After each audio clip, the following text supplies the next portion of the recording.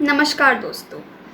अभी 15 मई 2020 को finance minister ने बजट एलोकेशन करते हुए ये अनाउंस किया है कि फूड कमोडिटीज़ को एसेंशियल कमोडिटी एक्ट से हटा दिया जाएगा। So this Essential Commodities Act requires an amendment, तो दोस्तों, क्या है ये essential commodity act? and that amendment will largely be towards making sure that cereals, edible oils, oilseeds, pulses, onions and potatoes will be completely deregulated. क्यों food commodities को इस act से हटाया जा रहा है और क्या फ़ायदा या नुकसान है किसानों का इस एक्ट में? तो चलिए जानते हैं ये सब इस वीडियो में। दोस्तों, एसेंशियल कमोडिटी एक्ट 1955 में लाया गया था, जब हमारा देश सेल्फ सफिशिएंट नहीं था। इस एक्ट के तहत जो कमोडिटीज़ जनरल पब्लिक के लिए बहुत ज़्यादा ज़रूरी हैं, उनको एसेंशियल कमोडिटी की लिस्ट में डाल दिया गया था, जैसे fertilisers, drugs, food commodities, petroleum और petroleum products etcetera. Central government ज़रूरत के हिसाब से इस लिस्ट में चेंजेस भी कर सकती है। इस लिस्ट में डाले गए कमोडिटीज़ का डिस्ट्रीब्यूशन, सप्लाई और प्रोडक्शन गवर्नमेंट ही कंट्रोल करती है। ऐसा इसलिए किया जाता है ताकि प्राइसेस को स्टेबलाइज करा जा सके और कोई ट्रेडर या फर्म इन कमोडिटीज़ को स्टॉक करके इनको ज़्यादा प्राइसेस में ना बेच सके। हमने उस टाइम पे फूड कमोडिटीज़ को इस लिस्ट में इसीलिए डाला था क्योंकि फूड स्कार्सिटी थी उस टाइम, मगर अब प्रोड्यूस अबेंडेंस में होता है, लेकिन फार्मर्स को परमिशन ही नहीं होती है कि वो इंटर स्टेट अपना प्रोड्यूस बेच सके, एक्सपोर्ट कर सके, क्योंकि इस एक्ट के अकॉर्डिंग गवर्नमेंट ही रेगुलेट करता है एग्रीकल्चरल प्रोड्यूस का प्रोडक्शन, सप्लाई और डिस्ट्रीब्यूशन। तो ऐसे में फार्मर्स लिमिटेड रह जाते हैं आसपास की मंडियों में ही बस अपने प्रोड्यूस बेचने को, और साथ में कंज्यूमर्स का भी नुकसान हो रहा है क्योंकि उनके पास भी लिमिटेड सोर्सेज ही हैं फूड कमोडिटीज़ खरीदने के लिए।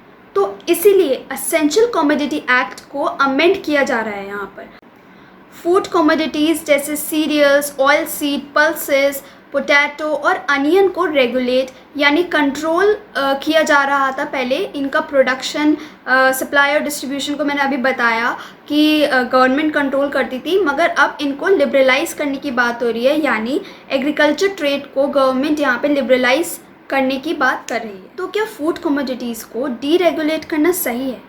जी हाँ, बेशक सही है। अभी हाल ही के एक इंटरव्यू में अशोक गुलाटी, जो कि CACP के फॉर्मर चेयरमैन हैं, उनका ये कहना है कि फूड कमोडिटीज़ को तो 20 साल पहले ही डीरेगुलेट कर देना चाहिए था एग्रीकल्चर सेक्टर को बूस्ट करने के लिए। तो अब सोचने की बात यहाँ पर यह है कि इमरजेंसी सिचुएशन में क्या किया जाएगा। जैसे कितनी बार हम ऐसा देखते हैं कि डिमांड बढ़ जाती है, सप्लाई बहुत कम हो जाती है और प्राइसेस आसमान छूने लगते हैं। अनियन के केस में ऐसा हमने बहुत बार देखा है। तो इस केस में गवर्नमेंट प्राइसेस को कैसे रेगुलेट करेगी, कैसे स्टेबलाइज करेगी? तो दोस्तों, निर्मला सीतारमण ने 15 मई को अपनी स्पीच में ये क्लियर किया है कि अगर कोई एक्स्ट्राऑर्डिनरी कंडीशन होती है, जैसे नेचुरल कैलामिटी हो गई, कोई फेमाइन हो गया या अचानक से प्राइसेस का बढ़ जाना, तो ऐसे में एसेंशियल कमोडिटी एक्ट को फिर से एनफोर्स किया जा सकता है। Unless there's an extraordinary situation, there will not be a requirement to invoke this Essential Commodities Act. और साथ ही साथ उन्होंने ये चेतावनी दी है कि अगर कोई भी फूड प्रोसेसर या कोई ट्रेडर किसी भी कमोडिटी को जिसका सप्लाई मार्केट में बहुत कम हो गया है, उसको अगर कोई भी ट्रेडर अपने पास स्टॉक करके रख रहा है वैल्यू एडिशन के लिए, बाद में उसको ज़्यादा दाम में करके बेचने के लिए, तो उसके स्टॉक पर रेट पड़ सकती है। तो क्लियर है गाइस कि फूड कमोडिटीज़ डीरेगुलेट होने के बाद भी food processors, value chain agents food commodities को अपने पास लिमिट से ज़्यादा स्टॉक करके नहीं रख सकते, स्पेशली जब उस पर्टिकुलर कमोडिटी की सप्लाई मार्केट में कम।